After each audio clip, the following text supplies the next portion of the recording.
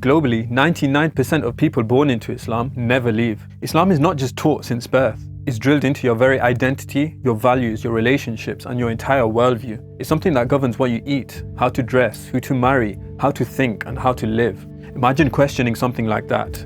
Leaving Islam is one of the hardest things a person can ever do. It's not just because of the religion itself, but everything that's wrapped around it. In this video, we'll see why for many it's not just hard.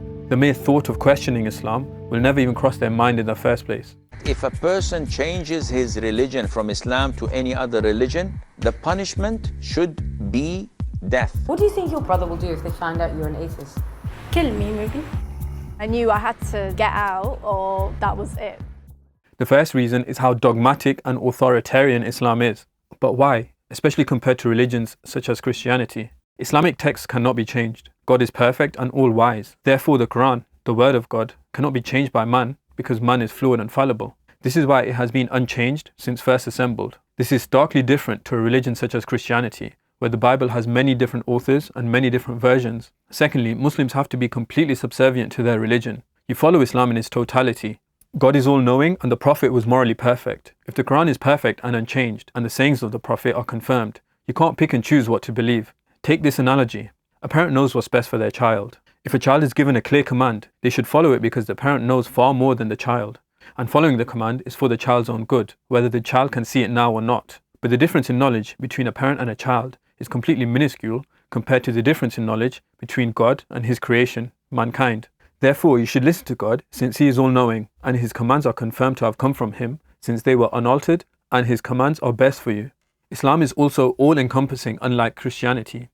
It doesn't just define rules for individual conduct, it gives clear-cut rules for everything. Spiritual life, personal hygiene and appearance, diet, family, gender roles, criminal law, justice, finance, economics, death and the afterlife, war and peace, governance and politics, education and knowledge, social behavior, absolutely everything. As a devout Muslim, there is scarcely a time when you are not thinking about Islam, or a situation where Islam's teachings are not relevant.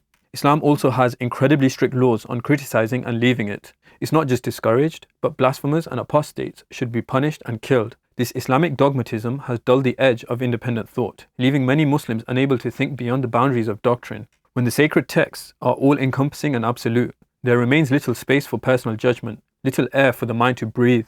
Reason becomes secondary and intellect becomes subdued, because scripture is summoned to guide every action you take and every thought you have. This is also backed by data. In this study, Islamic groups ranked highest in religious beliefs.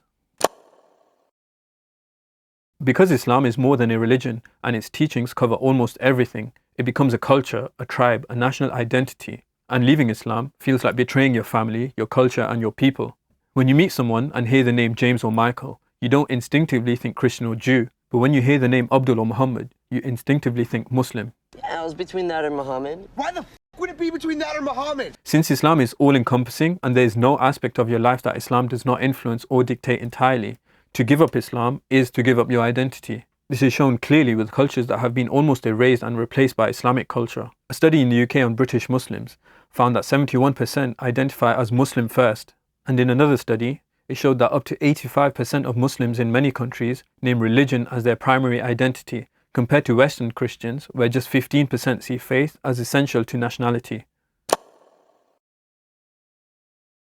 Islam is taught and drilled into children since birth. The call to prayer is even the first thing spoken to them when they're born.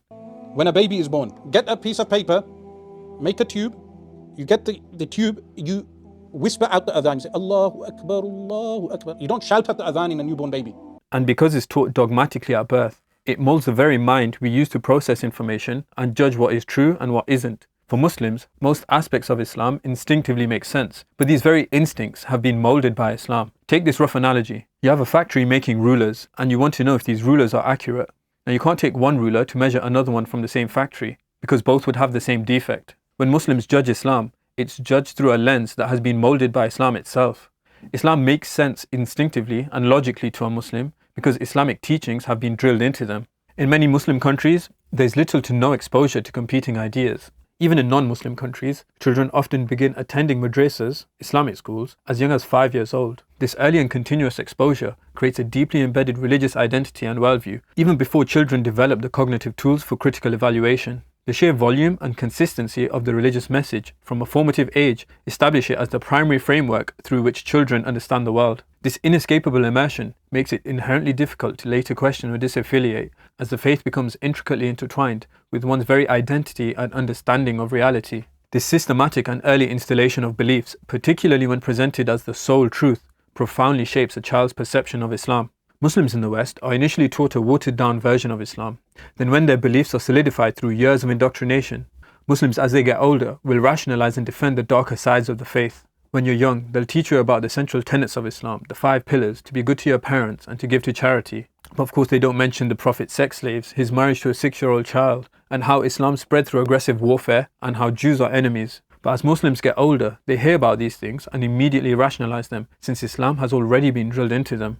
In psychology, this is known as the foot in the door technique. In the study, participants were asked to put up a big billboard outside their house reading "Drive carefully." The vast majority disagreed straight away, 83%. But with the second group, they were first asked to put up a small poster in their window, where the vast majority agreed. Then after 1 to 2 weeks, they were then asked if they would put up the big obtrusive billboard outside their house. 76% agreed. It works because cognitive dissonance and a consistency bias make people rationalize increasingly extreme beliefs to stay in line with their earlier commitments. Once identity is tied to a belief system, escalation becomes internal, not even perceived as radical. When a contradiction is pointed out in Islam, one very common argument by Muslims is that the contradiction is God's infinite wisdom and we may not understand it because our minds are limited. But they're very quick to point out how Hinduism's polytheistic tendencies or the Trinity in Christianity doesn't make sense logically. Yet of course we can use the very same argument that it's God's infinite wisdom and that polytheism or Trinity makes sense to God and not to man. And Hindus and Christians don't spend time thinking how polytheism or the Trinity is against logic. It also makes sense to them, mostly because their religions have molded the lens through which they see the world as well. Then we have an entire plethora of cognitive biases and psychological phenomena that make us incredibly rigid in our own ways, such as a confirmation bias where we process and interpret information consistent with our own beliefs, to a status quo effect, where we prefer our current state simply because it is easier and more comfortable, to confabulation, where we generate rational sounding answers for beliefs as well as actions and choices we didn't even make. Will any of our other subjects justify choices they never made? Person A or person B? A. Now we'll present him with a photo he rejected. So why did you choose to work with this person? She gave off the appearance of a genuine person who would be easy to work with. People are completely fabricating justifications for things they never even did. Let's see if she justifies the photos that she actually rejected. I liked her look. I like to work with confident people. As a woman, I want to help other women. She looked like a type of person you could confide in. She seems so sure of her decisions, but let's give her one last look. In particular, I'm curious about how you feel about these 4. You know, there's the confidence, kindness, and somebody young. I feel like I stand by my decisions. Cool. Yes. Perfect. Yes. The interesting thing about this study is they are not actually the ones you chose. No? These ones were. Oh. They were switched while you were filling in the questionnaire. It's this phenomenon, what's known as choice blindness. If we think we made a choice, we will find a way to justify that choice, even if we don't know that's what we made. Okay. It's like a debate. No matter what side I was on, I was going to give reasons for that. And the more Islam is drilled into you, the harder it is to undo. Now, of course, it's not impossible as a Muslim to leave, but it makes it very difficult indeed. We are all biased in one way or another. It's impossible to think objectively. We're not robots. And yes, we are conditioned to think in certain ways, influenced by societal norms, our culture, our country, and so on. But this social conditioning is minuscule compared to Islamic conditioning and indoctrination. And then we turn to existentialist problems. God and religion gives us purpose, meaning, peace, and comfort. In the myth of Sisyphus, Albert Camus says, "A world that can be explained even with bad reasons is a familiar world. But on the other hand, in a universe suddenly divested of illusions and lights, man feels an alien, a stranger. His exile is without remedy, since he is deprived of the memory of a lost home or the hope of a promised land. This divorce between man and his life, the actor and his setting, is properly the feeling of absurdity. All healthy men having thought of their own suicide, it can be seen without further explanation that there is a direct connection between this feeling and the longing for death. Reviews and meta-studies consistently show that religiosity and spirituality is associated with less depression, fewer suicide attempts, and lower rates of completed suicide. Sorry to bum you guys out, but it's the truth. Now, none of these reasons in isolation is unique to Islam.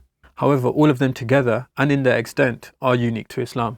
Add all of this together, and compared with other major religions, it becomes incredibly difficult to leave. And when I say leave Islam, I don't mean someone who no longer believes in Islam, who tries to escape its influence in one way or another. By leave, I mean someone who is a Muslim to start questioning their faith and be open-minded in the first place. The thought that Islam can ever be false will never even cross a Muslim's mind. You might say I'm taking this too far, and that religious dogmatism doesn't have much of an impact on Muslims as I'm making out. But I would disagree completely. When you're a Muslim, Islam, God even, is part of that inner voice in your head, your internal monologue. As I mentioned, Islam becomes intertwined with your identity. When I left Islam, I felt an overwhelming sense of loneliness, like a part of me had gone, because the inner monologue of God in my head had vanished. But you soon feel emancipated and start to create your own sense of morality, using reason rather than referring to religion for everything. And this liberty is a feeling like no other. But the most dangerous part was, as a Muslim, I never felt my reasoning abilities were restricted in any way whatsoever. I always felt free to think for myself. But when I left, I understood the true meaning of freedom of thought. Thank you for watching.